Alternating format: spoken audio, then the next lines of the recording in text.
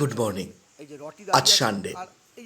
আজকে একটা বেশ অন্যরকম ভিডিও, যেটা আপনাদের মনে রাখতে পারবেন। আপনারা দেখুন যে এই যে জলের ট্যাঙ্কের ভেতর আমার ছেলে নেমেছে। কারণটা হচ্ছে কিছু একটা পড়ে গেছিল, যেটা তুলতে গেলে জলটা খালি করতে হবে।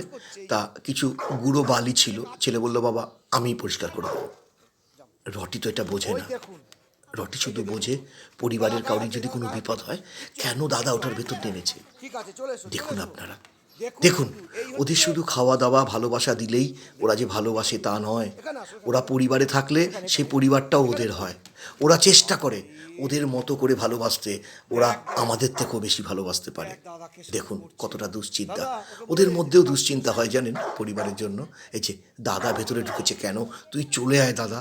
এই যে ওর আকুতি মিনতি, এটাই আপনাদের সঙ্গে তুলে ধরছি।